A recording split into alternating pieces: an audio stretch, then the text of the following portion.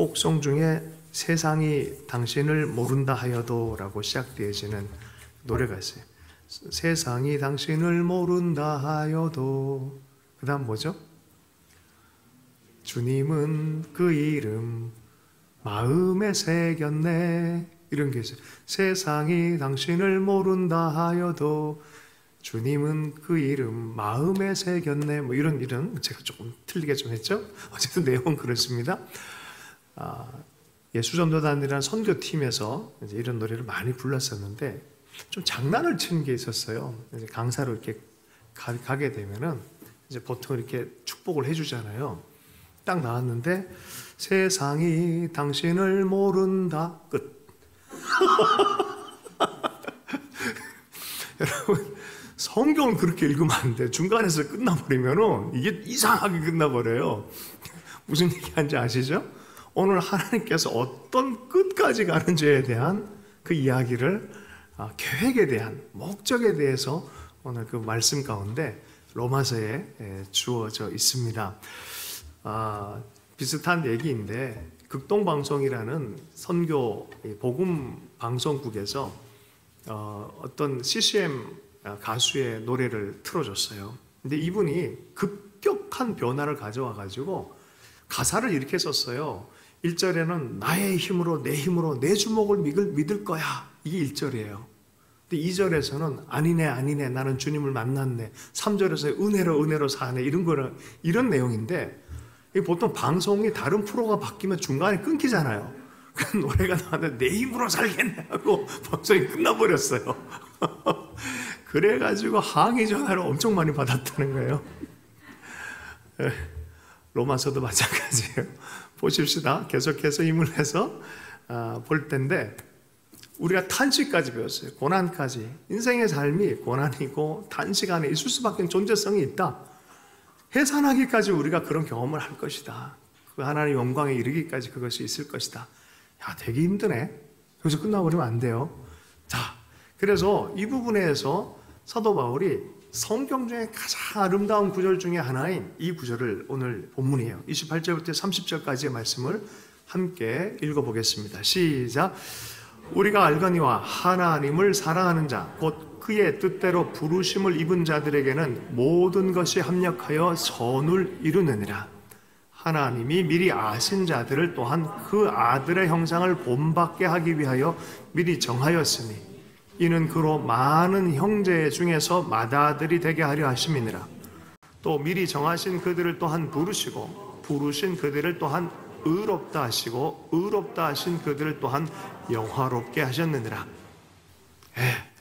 확고부동한 하나님의 사랑으로 인해서 모든 것이 합력해서 선을 이룰 것이다 라는 것이 오늘 제목이에요. 합력해서 선을 이룰 것이다. 거기까지 가기까지 포기하면 안 돼요. 우리 신앙생활은.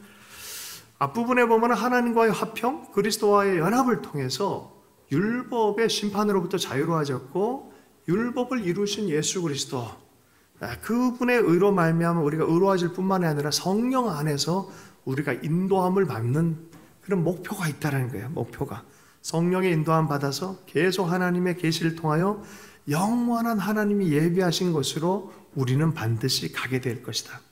하나님의 선한 계획과 목적은 이루어질 것이다. 비록 지금 여기서는 고난과 단식의 시간이고 때로는 어떻게 보면 잘못 착시 현상 때문에 너무 허무한 삶처럼 보여질지라도 아니다. 하나님은 영광으로 우리를 인도하실 것이다 라는 것이 오늘의 확신, 흔들 수 없는 5가지 확신에 대한 이야기를 28절에서 하고요. 그 구원하는 그 과정, 그 하나님의 뜻의 과정을 5개 단계로 얘기한 게 29절에서 30절의 얘기예요. 그래서 오늘 5가지, 전반부 5가지, 후반부 5가지에 대해서 말씀을 나눌 겁니다. 28절의 말씀을 다시 한번 읽어보면 우리가 알거니와 하나님을 사랑하는 자, 곧 그 뜻대로 부르심을 입은 자들에게는 모든 것이 합력해서 선을 이룰 것이다. 앞부분의 5가지 흔들 수 없는 확신에 대한 5가지입니다. 우리가 알거니와로부터 시작을 해요. 우리가 확실하게 아는 게 있다. 아는 게 무엇입니까? 하나님의 뜻에 대해서 우리가 아는 게 있고요, 모르는 게 있습니다. 그리스도인인 가운데 우리가 탄식하는 피조물의 탄식을 알고 있고 또 하나님의 사랑에 대해서는 알고 있지만 알지 못하는 게 뭐가 있습니까? 우리가 마땅히 기도할 바를 사실은 그 이상의 것은 잘 모른다는 거예요. 우리가 잘 모르는 것은 하나님이 아시는데 하나님이 아는 것을 우리가 다 알 수 있다고 말할 수 없어요. 다시 한번요. 우리가 아는 것은 아는 것이라고 모르는 것은 모르는 것이라고 하는데 하나님은 모르는 것을 알고 계신다. 이해하시죠? 하나님은 모르는 것, 내 미래를 알고 계시고 붙들고 계시기 때문에 나는 용감하게 내일을 맞이하리라. 이게 살아계신 주의 원어의 설명이잖아요. 하나님이 알고 계시고 하나님이 붙들고 계신 그 하나님이 믿을 만한 분이냐라는 부분에 대해서는 알고 있다. 이 얘기예요. 그분이 믿을 만하냐? 그런 약속하신 분이 믿을 만하냐라는 거예요. 확실하다라는 얘기예요. 그 5가지 확실함에 대해서 5가지로 얘기하는 것인데 28절에 그 얘기를 하는 거예요. 1절에 28절 첫 번째 보면 우리가 아는 하나님에 대한 확실한 5가지 진리 중에 첫 번째가 우리는 우리 삶 속에 하나님이 일하신다는 것을 안다는 거예요. 하나님이 우리의 삶 안에 일하신다. 믿음의 사람들은요, 하나님이 일하는 사람입니다. 저절로 그냥 공식처럼 합력해서 뭐가 저절로 자자작 AI처럼 되는 것이 아니라 인격이신 하나님이 개입하고 일하시는 사람들입니다. 이걸 확신한다는 거예요. 믿음의 사람들에게 하나님이 일하신다는 거예요. 아브라함이 바로 애굽에 내려가서 기근 때문에 실수를 너무 많이 해요. 아내를 누이라 그러고 아내를 아예 그냥 바로와 결혼시켜버리고 이러고 살아가는 거예요. 굉장히 위험한 삶을 살아갈 때 하나님이 바로의 집에 나타나셔서 개입하세요. 일하세요. 하나님이 일하심으로 이루는 삶이에요. 이걸 NIV에서는 이렇게 얘기를 합니다. NIV 성경 번역에서는 모든 것 안에서 하나님이 자기를 사랑하는 자들의 선을 위해서 일하신다. 첫 번째, 하나님은 일하신다. 옆 사람에게 하나님은 당신을 위해서 일하십니다. 하나님은 당신을 위해서 일하십니다. 아멘. 이게 얼마나 놀라운 것입니까? 하나님의 주권에 대해서 인정해 드리는 자들에게는 하나님이 일한다는 거예요. 하나님을 사랑하는 자들에게 하나님이 일하신다는 거예요. 자, 두 번째는 하나님은 자신의 백성들의 선을 위해서 일하신다. 일을 하는데 일을 망치려 하는 것이 아니라 선을 위해서 일하신다. 하나님께서 생명의 선을 위해서 가장 좋은 것을 위해서 우리를 위해 일하신다는 거예요. 어떤 목사님의 간증을 들었는데 어렸을 때 집 전체가 무당을 따르는 집이었어요. 그래서 생명이 좀 위독해진 상황에서 무당 부닥거리도 하고 했는데 안 되는 거예요. 결국은 병원까지 가서 장례식장에 자기 장례식장을 자기 부모들이 알아보는 현장까지 자기가 가서 듣고 보고 하는 그런 아주 수모도 겪고 하는 가운데 하나님이 살려주셨어요. 그리고 이분이 나중에는 인도에 선교까지 하고 미국에서 목회를 하시는데 이분의 삶 전체를 관통하는 어떤 고백을 하나 딱 들었는데 제가 감동이 됐어요. 어떤 사람이든 하나님은 생을 선물로 주셨다는 거예요. 우리 삶 전체가 참 어떻게 보면 여러 가지 겹쳐있죠. 그런데 생을 선물로 주셨다는 거예요. 이게 마음 안에 깊이 있게 깨달아진 거죠. 하나님 우리에게 이런 선을 위해서 일하시는 분인 줄로 믿습니다. 네. 하나님께서 우리 내면에 외면에 환경 안에 선을 위해서 일하시는 분이다. 세 번째로는 모든 것에서 우리의 선을 위해서 일하신다. 모든 것이 합력해서라고 말하잖아요.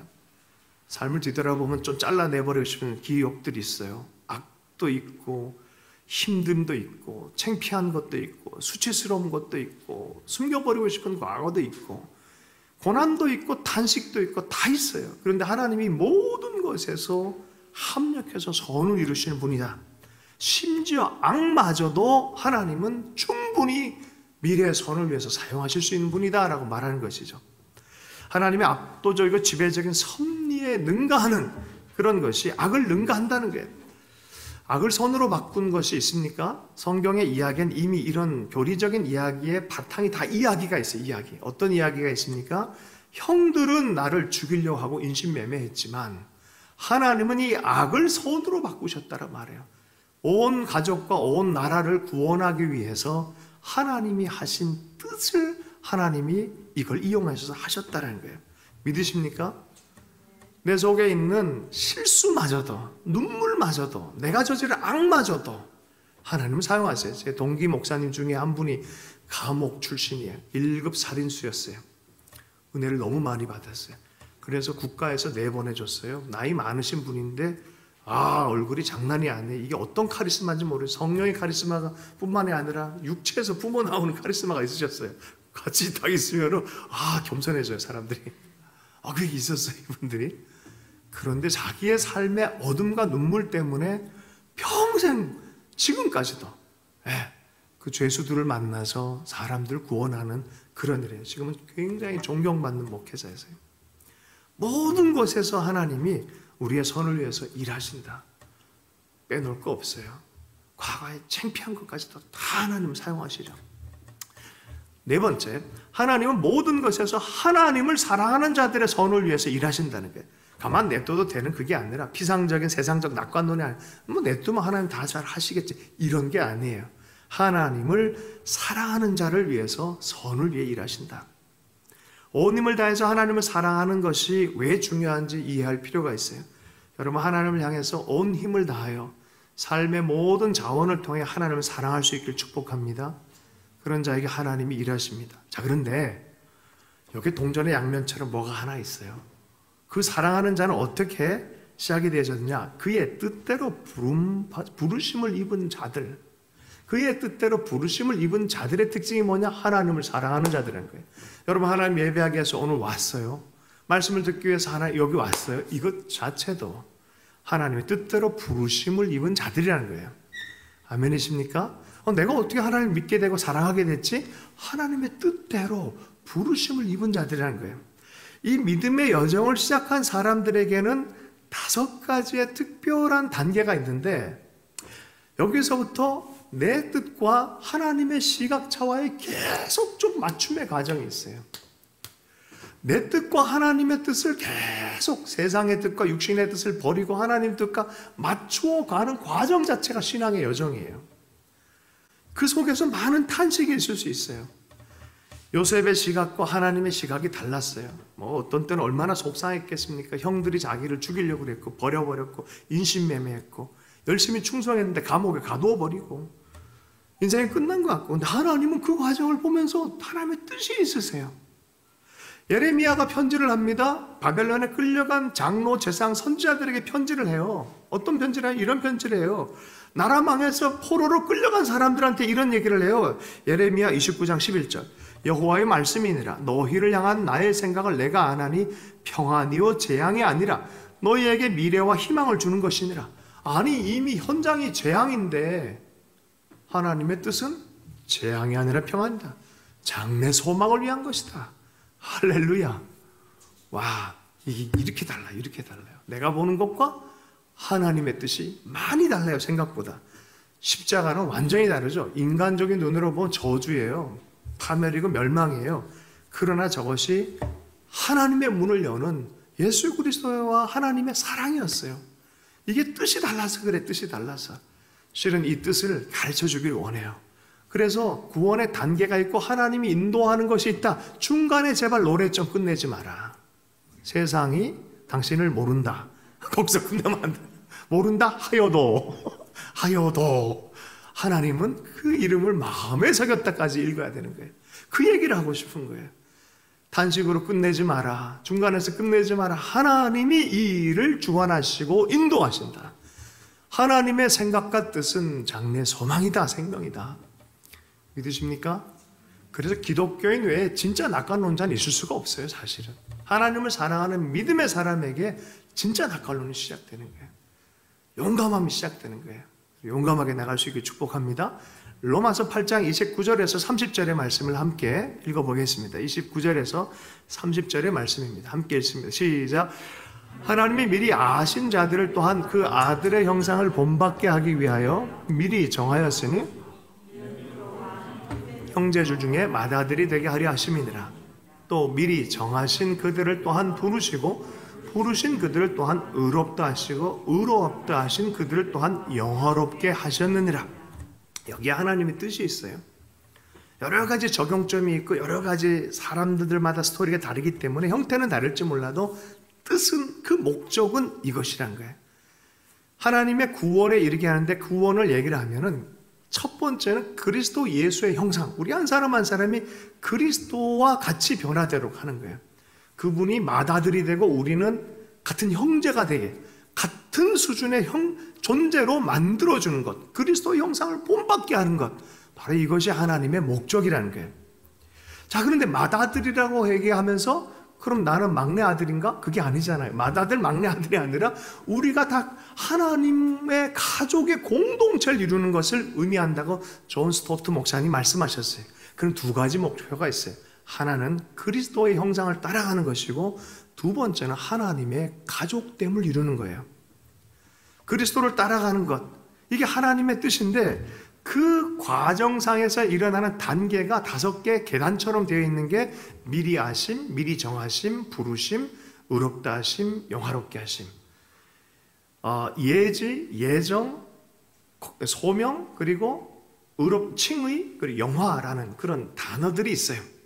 그 단어들의 사용을 통해서 구원의 5계단, 이것을 하나님이 하신다. 뜻이 뭐냐? 이건 너희들이 하는 게 아니라 하나님이 주도적으로 하신다는 거예요. 그 첫 번째는 하나님이 미리 아신 자들이라는 표현입니다. 이거는 오해하면 안 돼요. 하나님이 아신다라는 표현은 이때 당시 안다라는 표현 자체는 인식적인 인포메이션의 암, 예지, 예견, 뭐 이런 식의 우리는 생각을 해요.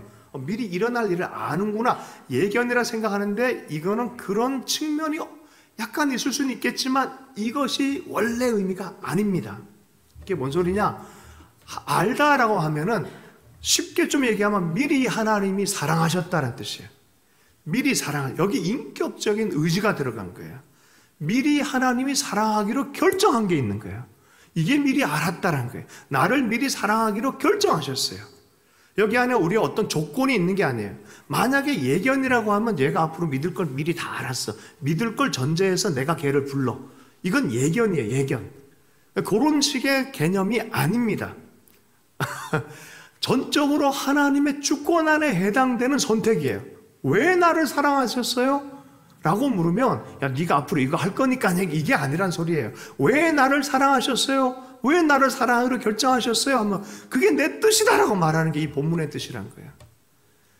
왜 나를 따져보세요. 그거 몰라요, 그거. 하나님이 이렇게 바뀌. 내가 너 사랑하기로 결정한 거야.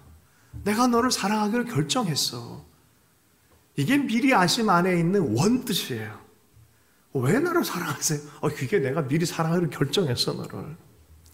그 안에는 하나님의 예정이 있어요. 예지와 예정은 그래서 같이 이렇게 동반하는 것이죠. 어떤 예정입니까? 인간의 아기도 뱃속에 있을 때 엄마 아빠가 다 뭔가를 계획하고 준비하잖아요. 그래서 그것에 사랑하기를 결정한 것에 실행적인 것을 예정이다라고 말하는 거예요. 그런 어떤 뜻의 예정, 그 뜻의 예정이 어떤 그리스도를 닮게 하는 것, 그 그리스도의 가족이 되게 하는 것, 그리스도를 닮게 하는 예정을 하시고 그리스도의 가족이 되게 하는 예정을 하신 거예요. 아모스 3장 2절 말씀에 내가 땅의 모든 족속 가운데 너희만을 알았나니 그러므로 내가 너희의 모든 죄악을 너희에게, 그런 표현들이 있어요. 그래서 알았다. 지성적으로 안다는 것보다 인격적으로 알았다는 거예요. 그래서 안다라는 표현, 이 사용처 자체를 이렇게 보면 결국 이것을 보면 하나님이 미리 나를 아셨다라는 것은 미리 나를 사랑하셨다라는 의미로 번역할 수 있습니다. 하나님이 미리 사랑한 존재. 두 번째는 미리 정하셨다. 이 개인적인 미리 아심, 그 사랑의 결정을 통해서 실행에 옮기기 시작했다는 것, 이게 예정입니다. 예정론에 대해서는 너무나 많은 신학자들이 이런저런 얘기가 있기 때문에 참 이게 복잡합니다. 그러나 우리는 심플하게 받으면 하나님이 주도적으로 우리를 향한 뜻을 갖고 계시구나라고 이해하면 돼요. 내 삶을 향한 뜻을 갖고 계시구나라는 것을 이해하면 좋습니다. 그러나 우리 모든 사람이 공통적으로 목표점으로 하나님 예정한 게 뭐냐? 그리스도의 형상입니다. 그리스도처럼 되어지는 것입니다. 골로새서 3장 10절 말씀, 새 사람을 입었으니 이는 자기를 창조한 이의 형상을 따라 지식에까지 새롭게 하심을 입은 자니라. 빌립보서 3장 21절 말씀, 그는 만물을 자기에게 복종하게 하실 수 있는 자의 역사로 우리의 낮은 몸을 자기의 영광의 몸의 형체와 같이 변하게 하시리라. 고린도전서 15장 49절, 우리가 흙에 속한 자의 형상을 입은 것 같이 또한 하늘에 속한 이의 형상을 입으리라. 하나님의 목적은 그리스도 예수처럼 되어지는 거예요. 그 하나님의 영화로움까지 가는 것이에요.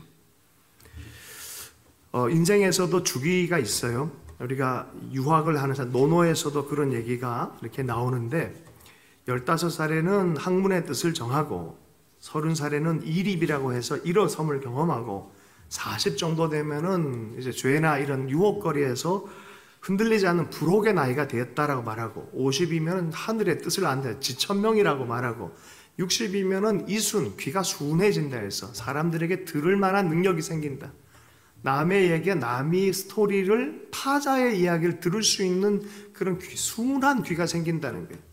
성숙은 이런 거다라고 말해요. 70대면은 불유구라 그래서 마음대로 살아도 법의 저촉을 받지 않는 아주 자연스러운 삶이다.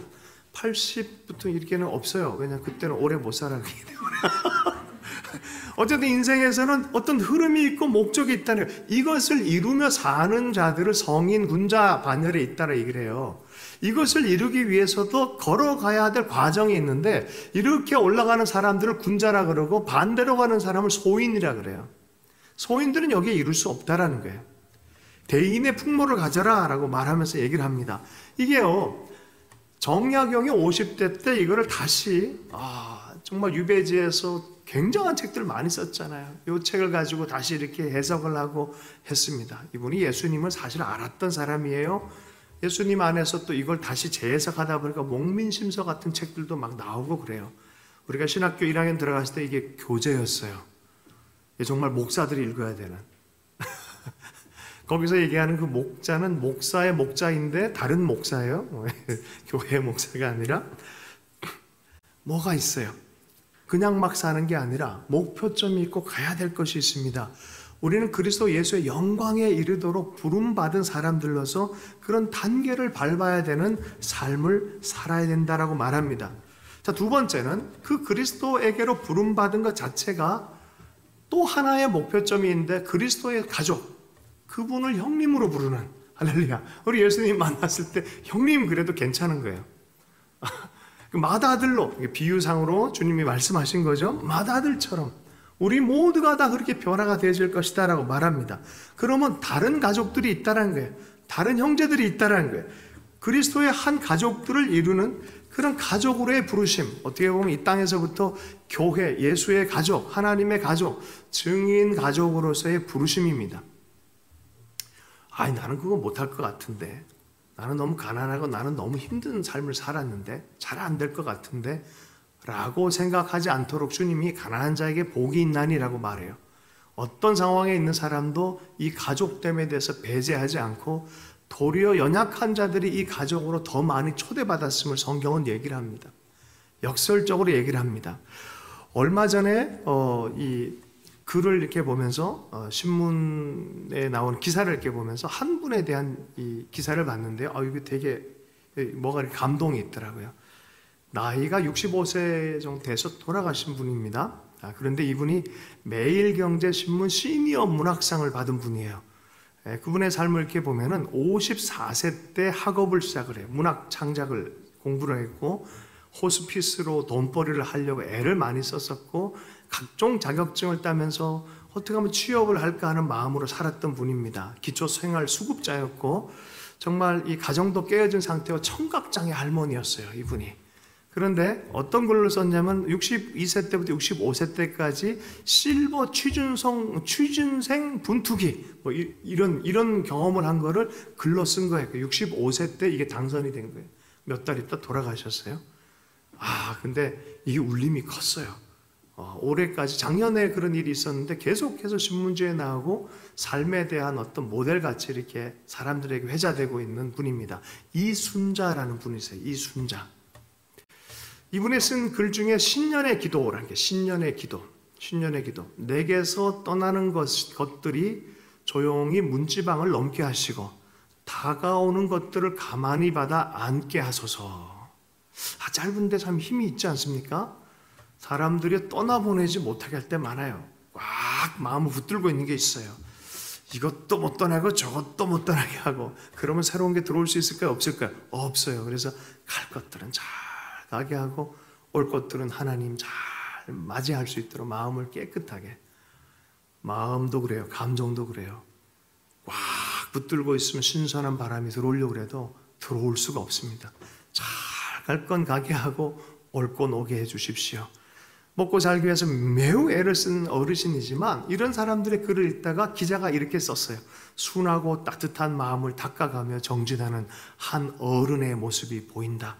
여러분, 삶을 살아도 자기를 정갈하게 하고 목표를 갖고 살아가는 사람들이에요. 이 글 가운데 작가의 딸이 서문을 이렇게 썼어요.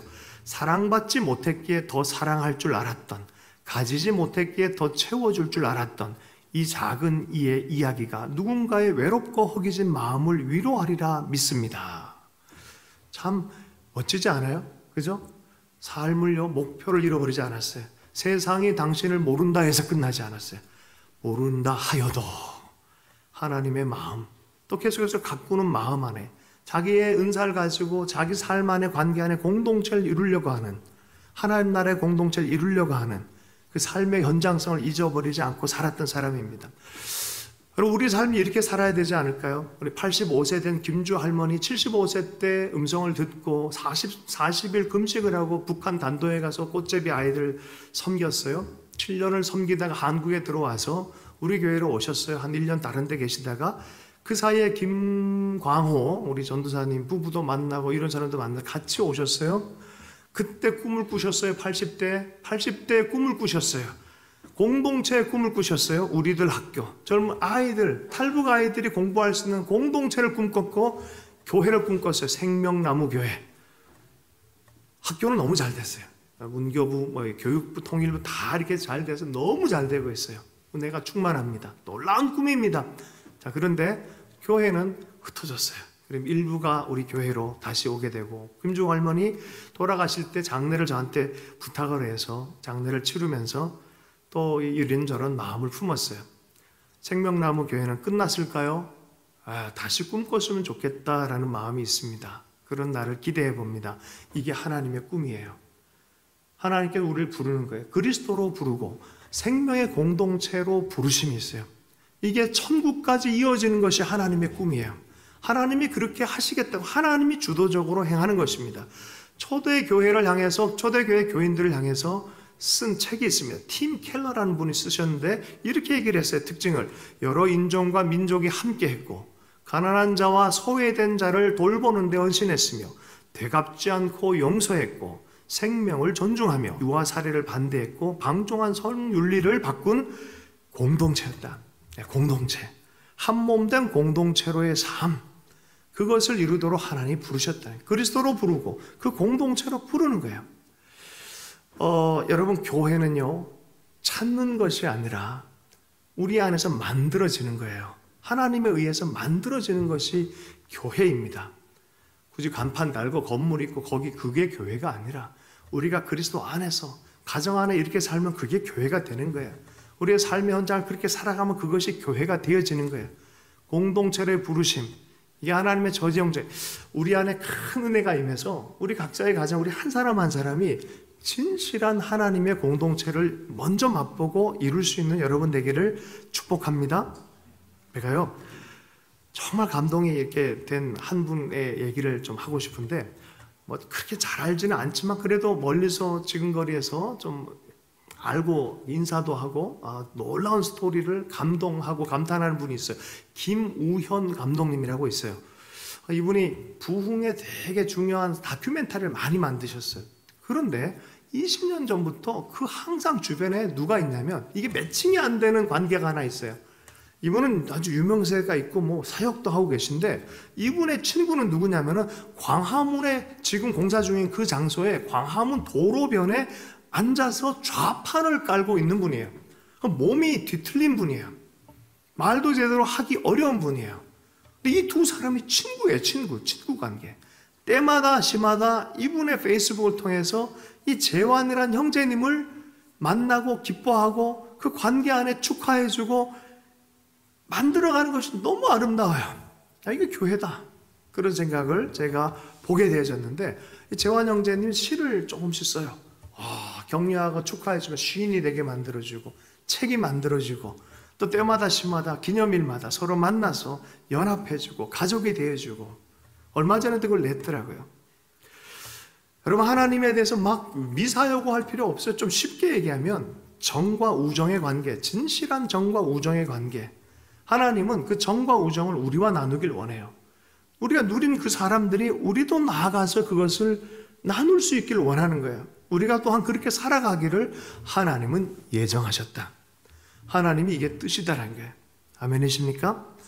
하나님이 그래서 미리 아시고 예정하신 것을 그 단계별로 나타나는 게 첫 번째가 콜링이 나타난다는 거예요. 이렇게 살아라 라고 콜링이 나타나고, 두 번째 하나님의 의로우심, 칭의가 나타나고, 우리 의롭게 된 자들은 부름받아서 의로움으로 부름받은 사람이잖아요. 그리스도로 말미암아 부름받은 사람이에요. 어둠에 있던 사람들이 그리스도 예수 안에 있는 하나님의 빛, 생명의 빛을 보면서, 하나님의 빛을 보면서 변화를 받은 사람이에요. 부름을 받아서 의롭게 된 자들이에요. 그래서 콜링, 소명이 있고 의롭게 된 자들, 칭의가 있어요. 그리스도를 믿음으로 칭의된 사람은 어떤 사람이냐? 하나님이 거룩하게 할 자라는 거예요. 영화롭게 할 자라는 거예요. 그리스도처럼 변화시킬 자라는 거예요. 그런데 여기 본문에 보면 과거형으로 되어 있어요. 영화롭게 하였느니라 라고 말하고 있어요. 하나님이 과거에 결정을 하신 것이면 미래에 그런 일이 일어나는 것이죠. 그것을 위해서 목적됐다는 거예요. 와, 여러분, 우리 한 사람 한 사람 그렇게 변화될 걸 믿으십니까? 그걸 믿으라는 거예요. 확신할 수 있다는 거예요. 하나님이 그렇게 할 거라는 거예요. 지금 일어난 고난들, 탄식들, 그것 때문에 짓눌리지 말라는 거예요. 1세기 성도들은 짓눌리질 않았어요. 확실한 믿음 안에, 그리고 성령 안에 실제적 하나님의 손길을 경험하면서 그렇게 살아갔던 진실한 믿음의 사람들이었어요. 바울이 힘줘서 얘기한 게 바로 이거예요. 이 모든 과정에 처음 과정부터 끝까지 하나님이 주도적으로 행한다. 절대로 중도에 탈락자가 없을 것이다. 누수하는 일이 없을 것이다. 계속해서 이것은 시작되었으면 하나님이 완성하실 것이다. 예외 없이 이 길을 갈 것이다 라고 말하고 있습니다. 그러므로 현재 고난이 아무리 극심해도 내가 하나님의 미리 하심, 미리 정하심, 부르심과 끊을 수 없게 하심과 연결되어져서 미래의 영화롭게 하심까지 완벽하게 안전하게 하나님께서 행하실 일이니까 힘을 갖고 확신을 갖고 따라가라라고 말한 것이 오늘의 본문인 줄로 믿습니다. 아멘이십니까? 뒤돌아보니 진짜 그래요. 제가 예전에 자주 가끔 얘기하잖아요. 하나님, 이게 뭐예요? 이게 사용하는 게 너무 힘드네요. 제 뜻도 알아주지 않고, 에이, 못해 먹겠어요 하면서 이 넥타이를 이렇게 확 이렇게 했단 말이죠. 이러고 정릉지역에 사역을 하다가 밖으로 나가, 에이, 진짜 못해 먹기 너무 힘들어요. 에이, 이래가지고 그냥 제가 좋아하는, 제가 보성고등학교 출신인지라 해화동에 갔어요. 거기 가면 연극도 있고 예술 문화도 많이 있으니까 제가 또 그런 거 좋아해서 그 길거리를 쏟아냈으면 이래가지고 간 거죠. 테이크아웃 커피집 앞에 딱 가서 커피 한 잔이요 이렇게 했더니 커피를 딱 내주시면서 한마디 했어요. 그분이 정릉교회 목사님이시죠? 순간적으로 쫙 올라갔습니다. 예, 저를 어떻게 아십니까? 제가 사실 사부 예배에 참석하는 청년입니다. 등록 안 하고 참석하는 청년입니다. 얼마나 깜짝 놀랐어요. 하나님의 음성처럼. 뒤돌아보니까 내 힘으로 한 게 아니에요. 톡톡 쳐서 하나님이 부르신 자를 예정하시고, 예정한 자를 의롭다 하시고, 의롭다 한 자를 계속해서 어떻게 해요? 영화로움까지 인도하시는 분이 누구다? 하나님이시다. 믿음이 너무 믿음의 길을 지키기 너무 힘들어서 좌절할 때 있잖아요. 하나님께 기도하십시오. 하나님이 행하실 줄로 믿습니다. 아브라함의 여정이 또 이 같았어요. 하나님이 부르시고 불러내서 동행해 주시고 좌충우돌하는 아브라함을 이렇게 저렇게 끌고 다니면서 결국은 약속의 땅에 들어가게 하시는 전적인 하나님의 사랑과 은혜. 하나님은 아브라함을 그냥 살지 않고 목적이 있게 살게 하셨어요. 방향이 있게 살게 하셨어요. 약속대로 믿음의 땅에 들어가기를 너무 원하셨습니다. 그래야 인류 구원의 첫 발판이 마련되기 때문에 여러분, 하나님이 우리를 사랑하시는 것을 여러분 확신할 수 있길 축복합니다. 하나님이 여러분을 사랑하십니다. 우리 한 사람을 사랑하십니다. 우리를 향해 선한 계획을 갖고 계십니다.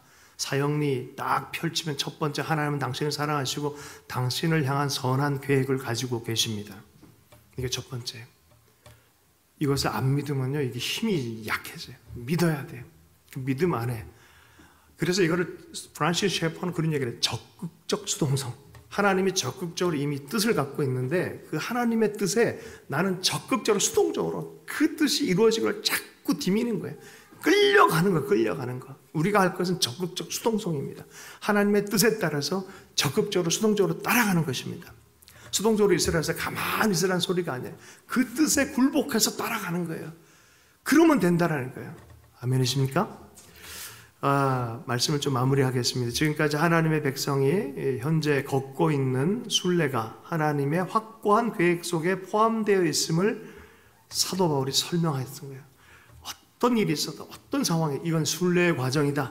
내가 잘 걸어가고 있기를 하나님께서 계속 격려해주고 위로해주고 힘을 주고 좀 잘못 가더라도 이 임파워링 해주고 있다는 것들을 좀 이해할 필요가 있다는 거예요. 확신을 갖고 달려가라라고 말하는 줄로 믿습니다. 하나님의 계획 안에는 하나님의 주권적인 사랑과 그리스도와 함께 누릴 영광이 같이 있어요. 사랑과 영광이 같이 이렇게 있습니다. 이건 영원 전부터 하나님이 준비했던 것이고 영원까지 또한 영원에서 영원, 인간적 차원을 넘어가는 거기 때문에 예정이라는 단어를 사용할 수밖에 없어요. 근데 여기는 사주팔자 같은 그런 수리 게임이 아니에요. 뭐 이렇게 하는 게 아니라 인격적 하나님 계세요. 하나님이 능력을 갖고 이 일들을 행하고 계시다는 거예요. 믿음으로 바라볼 때 현재 당하고 있는 고난을 올바른 관점에서 조망하기 시작할 때 우리 삶이 순례의 일부인 것을 깨닫고 장래의 영광에 이 과정의 조건, 전제 조건인 것을 깨달아서 장차올 나타날 하나님의 영광, 그 영광을 바라보며 힘있게 달려가는 우리의 삶, 이것이 사도 바울이 우리에게 전해주는 말씀인 줄로 믿습니다. 여러분 삶이 어떻습니까? 어떤 어려움이 있습니까? 고난이 있습니까? 하나님의 뜻과 조율하십시오. 조율하기 시작하면 하나님이 뜻을 보여주시고 우리로 하여금 또 걸어갈 수 있는 용기를 주실 줄로 믿습니다. 주신 말씀 붙들고 잠시 기도하도록 하겠습니다. 자리에서 일어나셔서 잠시 기도하십시다. 하나님, 우리 삶 안에 합력해서 선을 이루실 것을 말씀하셨는데 하나님의 의견에 아멘 하십시다. 우리 속에 부정적인 생각, 마음에 이거 어떡하지 하는 고아된 마음이, 아버지가 안 계신 고아된 마음이 생기면 긴장을 해요. 또 내 힘으로 풀려고 그래요. 기도하는 게 탁 막혀버려요. 그러나 하나님이 역사하시고 합력해서 선을 이룬 것에 대해서 믿음이 있다면 다시 기도하고 다시 예배하고 하나님께 의뢰하고 오늘 하루의 고난은 이것으로 족하다 하면서 좀 맡겨놓고 그러잖아요. 하루의 고난 그 하루에 족하다 그러잖아요. 그리고 감당할 시험에는 하나님 주신 적이 없다 그랬는데 하나님께서 넉넉하게 이길 능력과 사랑을 주실 뿐만이 아니라 합력해서 선을 이루시겠다는 말씀했는데 그것을 신뢰함으로 또 열심히 믿음 안에서 달려가는 우리가 되게 해달라고 함께 기도하도록 하겠습니다. 함께 기도합니다.